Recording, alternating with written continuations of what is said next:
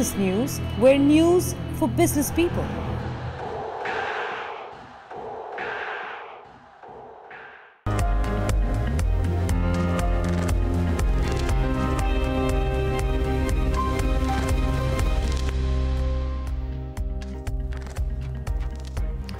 Good morning, you're watching All You Need to Know on Bloomberg Quint. I'm Darshan Mehta. Let's start with the big move on the SGX Nifty on the downside. So Asian markets are trading slightly weak and the SGX Nifty is indicating a gap down of anywhere around 35 to 40 points. So it's down almost 37 points. We're inching close to the 10,300 mark in trade. Now, most of the ADRs did well, but some of them ended with a negative bias.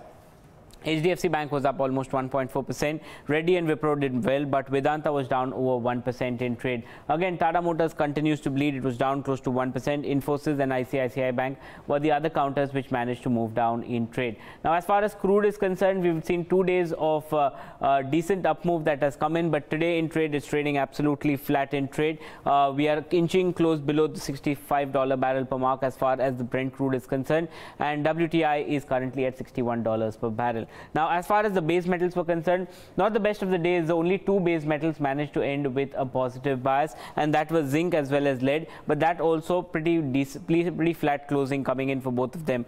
Copper saw selling pressure that came in. Nickel was down almost 1.5%. And if you see what's happening with China currently, copper is down over 1% and steel is trading down by almost 0.4%. So there is enough weakness that is seen as far as the metal space is concerned. Now, if you're looking at the precious metals, it's trading absolutely flat. Gold and silver trading with a slight negative bias, while platinum and palladium trading with a slight positive bias.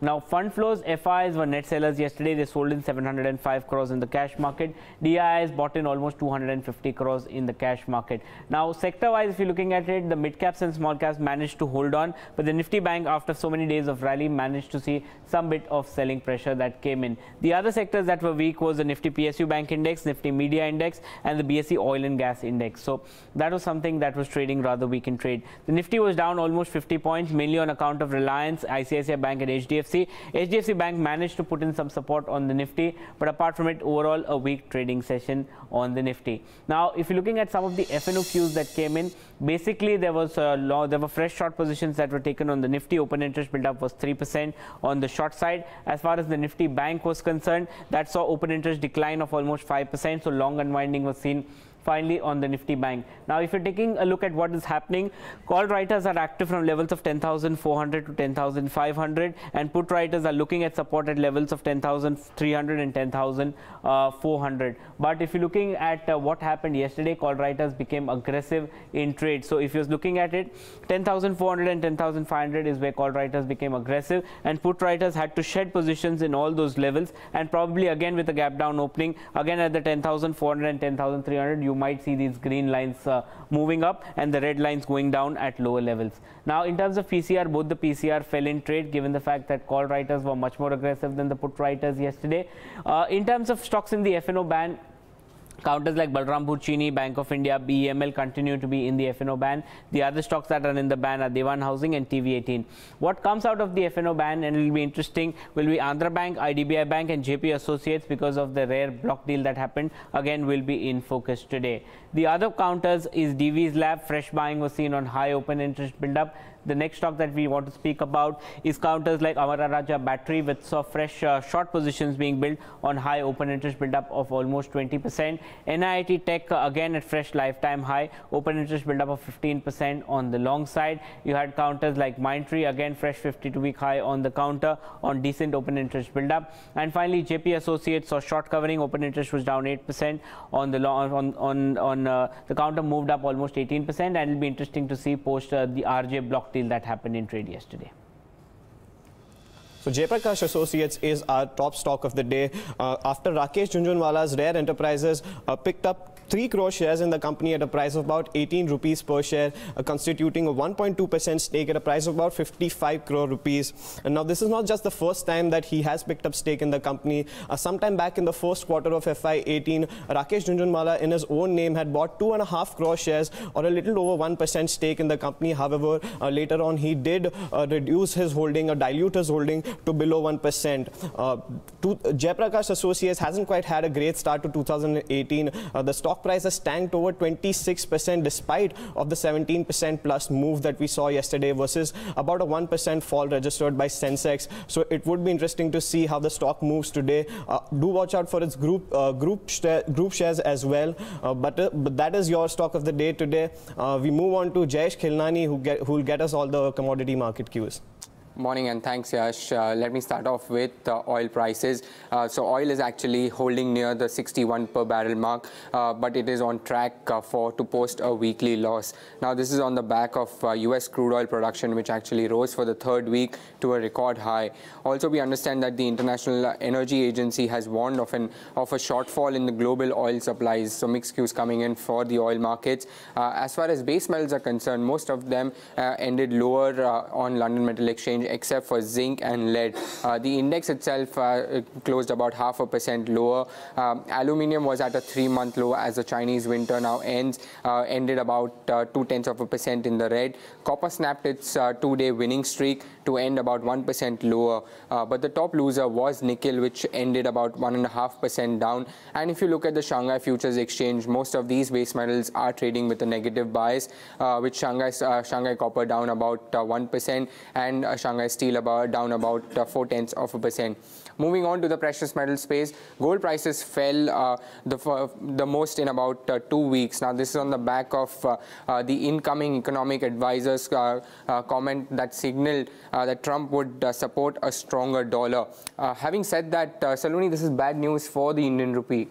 Absolutely, Jayesh. Not only for Indian rupee, but most of the Asian currencies were trading lower yesterday on the back of broad-based dollar strengthening.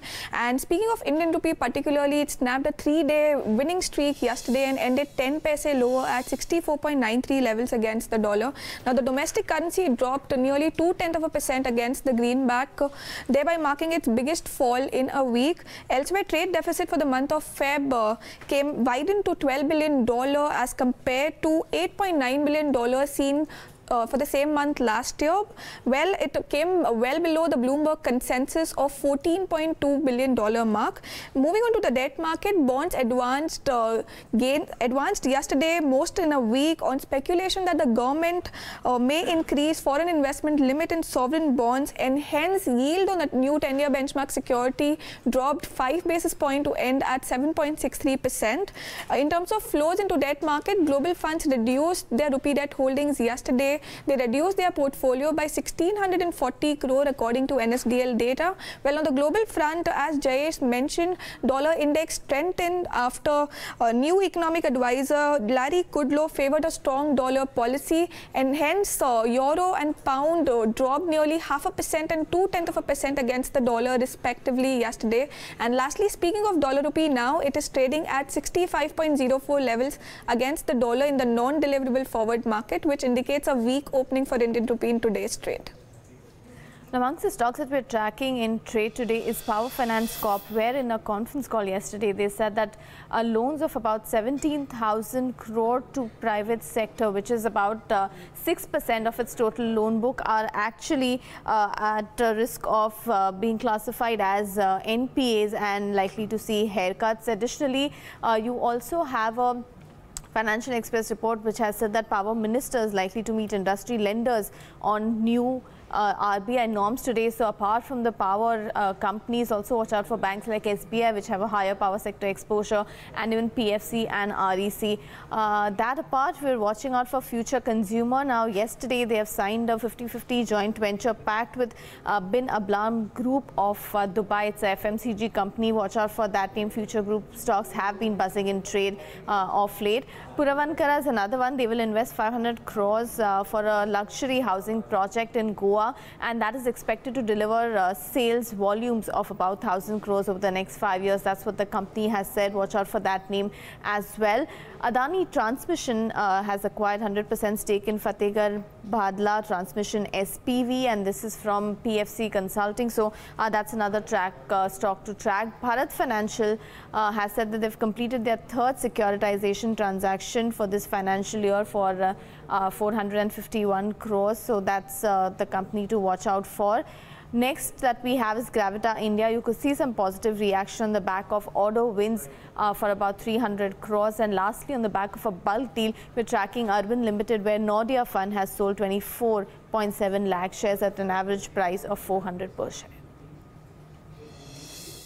Essentially, this offer comes on the table because under the Section 29A of the Insolvency and Bankruptcy Code, a promoter who has been associated with a defaulting company cannot actually bid for an insolvency account. So to that effect, removing Revan Truya from the shareholding of New Metal could help the New Metal shareholder into submitting a successful bid. Now, both bidders, including ArcelorMittal, both have actually submitted their bids in last month. And at this point in time, the resolution professional, Satish Gupta, who has been appointed in SR Steel, is going through these proposals. He is trying to establish eligibility and seeing if both the bidders comply with all the norms under the IBC. That process is still going on, and from what we know from our sources, is that the company Alvarez & Marsal, which is acting as an advisor to Satish Gupta, has actually outsourced this due diligence to a foreign company. So that is happening and is currently at a crucial stage. It should get done in the next few days, after which they will be submitting their eligibility report and whatever their opinions are about these two plans. After which the committee of creditors will meet, they will look at this plan, and then they will decide whether they need to remove Revan Truya from the mix or not. Remember, the IBC allows you to change the shareholding structure of your bid or of your company after you've submitted a bid, but only if the committee of creditors approves of it. So that is a crucial step that's there. So that will only come after the RP has submitted his report. So that's what we're waiting to see right now. Today, the 9th IPO of 2018 will be opening, and it's again a government-owned company. Now, today it's the Hindustan Aeronautics, which is looking to raise as much as 4,200 crore rupees at a price band of 1,215 and 1,240.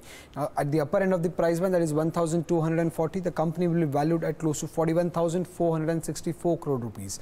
Now, if you see, Hindustan Aeronautics is not only India's largest defense public sector company, but also the world's 39th largest aerospace company.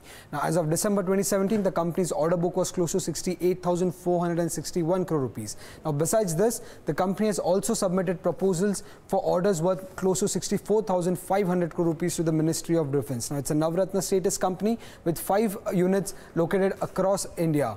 Now, the company is not only manufactures but also designs, develops and repairs aircrafts, helicopters and aero engines. Now, if you see, the company's major client is the Ministry of Defense, but over the years the company has also exported to countries like Nepal, Maldives, Mauritius and Afghanistan. But exports still contribute a very small part to its total revenue. It contributed 3% for the first half of financial year 2018. Now, the company has been generating most of its revenue by selling its product, but if you see, over the years, the contribution of service revenue to total revenue has increased. In financial year 2015, it contributed 21%, which increased to 40% in the first half of financial year 2018, while products contributed around 58% to its revenue. Now, if you see on the financial side, the company's revenue, net profit and EBITDA grew at a compounded annual growth rate of 7%, 63% and 26% over FY15 to FY17.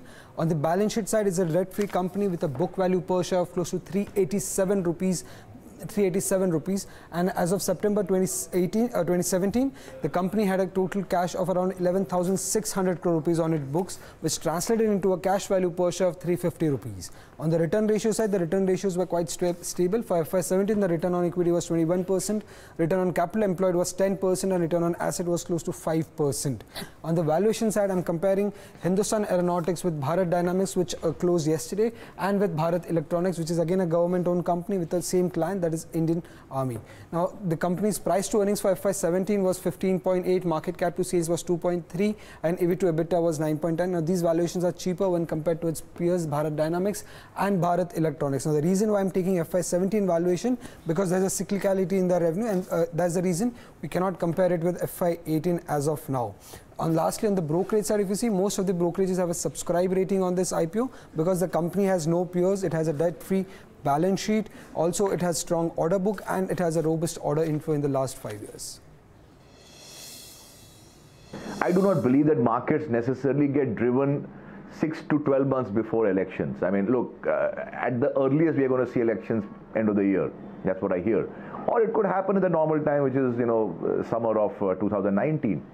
That's a very long period in which the market has to worry about elections. It will worry about it, or it will react to elections, but I think closer like a month or 2 months before the actual polling starts, because that's the time when you have news flow like opinion polls and pundits coming on television and predicting X victory or Y loss. So I'm not going to stick my neck out and say that politics is going to be the overall driver of equity returns. I think the overall driver of equity returns in India is going to be number one, the global macro, the global equity market performance, and that's terrific to say the least. I don't see any bear market coming up. And second, India's own macro, which is a tad problematic, but the Indian micro on individual company basis, that looks pretty good. So overall, I'm optimistic about India, not because I see that election results are going to throw up an absolute majority for any party and all that. I have my doubts whether that can happen. The data doesn't support it. But even if there is a coalition of any kind, whether this party or that party, I don't see that as being any determinant of what happens to the stock market thereafter. I mean, in the last 10 years preceding this government, we saw the market crash 10% when the UPA came to power. And when the same government was re-elected, we saw a 20% up move. So, go and figure that out, why the market was so bearish when these guys came first time and why it was so bullish when they came the second time, despite it still being a coalition. You're one of the few market participants who is not only very vocal about their opinions on politics, but is also very clearly a Congress supporter. And this is quite a rare commodity in markets where a lot of big market participants clearly favor the current dispensation. Can you explain why you support the Congress party? Is it based on any kind of economic rationale? I only support good data. I'm not interested because the Congress party is not going to give me a Rajya Sabha seat, nor am I interested. Nor do I do any business that depends on the largest from any political party. So, I'm very apolitical as a person. On a philosophy basis, on a philosophical basis, I'm a militantly secular person. That's one. Number two, I'm a slave to data. The data for the UPA government from 2004 to 14 is absolutely stunning and staggering in terms of what they managed to achieve. And again, it's only data. It could be Manmohan Singh, or it could be Chidambaram, or it could be anybody else, who could have been Prime Minister. My view would still remain the same, that 10 years of the data of the UPA government, and remember, they got only 3 good years out of their 10. Because that was 4 to 7. Otherwise, from 8 to 14 remained the most troublesome years that the world has seen in the last 80 years. So you had the Great Recession, and then the aftermath of that. Then you had, the taper caper from 2013. You had a huge spike up in oil to 150 in 2008.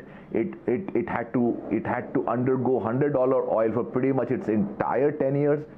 Despite that, it did the best of, and I challenge this openly, show me one economy that did better than India in the period from 2008 to 14. On to some more stocks to watch based on the delivery buying and selling as of yesterday. The first stock that you should keep on your radar is Future Retail. Now that was up about 8.5% in trade and saw delivery buying of more than 160 crores. The delivery volume surged more than 3 times at nearly 31.5 lakh shares as compared to its 5-day average, and the total volume shot up more than 4 times at nearly 47 lakh shares as compared to its 5-day average. The second stock to watch out for, that would be Jubilant FoodWorks. That was up about 3.5% and saw delivery buying of nearly 100 crores. The delivery volume more than doubled at about 4.5 lakh shares as compared to its 5-day average, and the total volume shot up nearly 60% at nearly 16 lakh shares as compared to its 5-day average. Last and final stock to watch out for, that would be Adani Enterprises. It was up about 2% in trade and saw delivery value or delivery buying of more than 50 crores. The delivery volume surged 42% at 33 lakh shares as compared to its 5-day average, and the total volume was down 18% at nearly 1.4 crore shares as compared to its 5-day average. On the big brokerage calls for the day, first we have is HDFC Securities on Newland Labs. Now the company has initiated buy on the stock with a target price of close to 1,065 rupees. This suggests a potential upside of 51%. Now according to the brokerage, Newland is likely to report a strong recovery in its earnings in financial year 2019. Now it is expecting its revenue to grow at a compounded annual growth rate of 19% over FY18 to FY20. Over the same period, it is expecting the margin to expand by around 800 basis points and net profit to grow 7 times because of its low base. Now it says that the growth will be driven by volumes in the niche API and CMS business segment. It is expecting the CMS and niche segment to contribute more than 55% to the top line of Newland by financial year 2020. It says that the CMS business is at an inflection point and is expecting the business of the company to grow at a 16% CAGR over FY18 to FY20. It is also saying that the return ratios will fully recover by financial year 2020 after a blip and a new facility investment in December 2017. Now along with this, the brokerage is expecting surprise launches in the CMS segment, which is still not factored in the current target price of 1,065. And lastly, it says that the current price offers an attractive opportunity for investors to enter the stock. Second, we have is Ventura Securities on Intrasef Tech. Now the brokerage has initiated coverage on the stock with a buy rating and a target price of 1,555, which suggests a potential upside of 122% over 18 months. Now Intrasef Tech is a unique play in high growth US e-commerce market, says the brokerage. Now the company has a sound business and caters to diff products procured by vendors from the US geography. Now it is expecting the company's orders, revenues and net EBITDA to grow at a compounded annual growth rate of 33%, 34% and 37% over FY17 to FY20. The company has improved its ranking over the years. It has moved up to 223 from 499 in ranking, which is a big positive for the company according to the brokerage. The company is also looking to add suppliers and continuously expand its product offerings, which is again a big boost for the company. Also, negotiation with suppliers will improve the company's cash flow and thereby improve its return ratios going forward, says the brokerage. Third, we have is JP Morgan on Hindalco Industries. Now the brokerage has maintained its overweight rating on the stock with a target price of 335. Now year to date, the stock price has corrected on the back of fall in aluminium prices and because of the worries of US Section 232 impact. Now it's saying that the impact on the upstream would be very minimal, and the stock is currently not even pricing in the spot LME prices of around close to $2,000 per ton. It is also saying that the cost pressures are expected to moderate as the coal supplies are picking up, and it is seeing an upside risk to its Indian aluminium forecast. Now it is also saying that Hindalco will deliver close to 20 to 25 rupees per share free cash flow going forward and is expecting a re-rating on the downstream portfolio of the company. Lastly, it says that the stock price correction with the steady business outlook is a good opportunity for the investors to add the stock to their portfolio. Now, India has narrowed its trade deficit in the month of February. The gap stands at $12 billion, falling from the 4-year high in January. The deficit widened 36% from a year ago, but it was significantly lower than last month. Last month, the deficit had stood at $16.3 billion.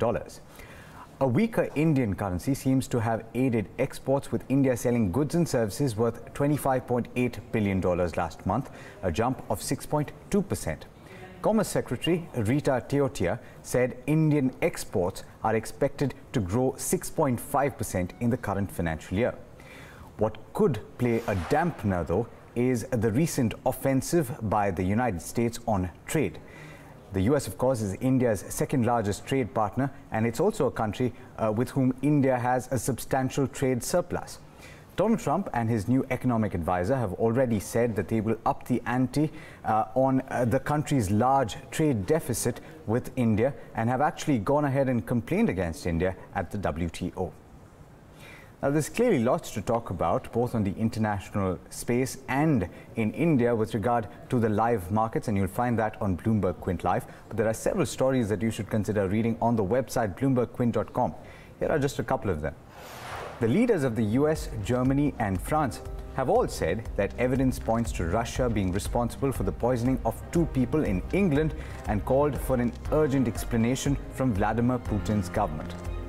The incident, involving the first use of nerve agent in Europe since World War II, is actually being investigated over the past few months. Putin is yet to make a statement on the matter, though. In an exercise conducted after the PNB fraud came to light, state-owned banks have determined that no other fraudulent guarantees except those already reported by the Punjab National Bank were found at any of their 5,000 branches that deal with foreign exchange. Now, as Xi Jinping leads China into a new era of personality-driven rule, there's still a lively industry making statues of the country's last great helmsman. That's Mao Zedong. Take a look.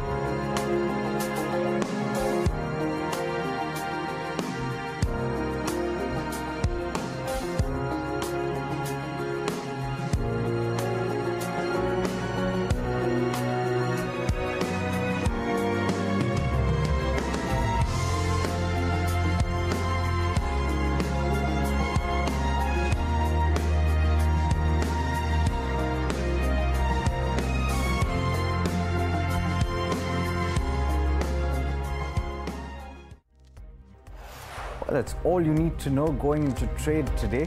Up next is Indian Open, and it'll take you through morning trade. Thanks so much for watching. This is Bloomberg Quint.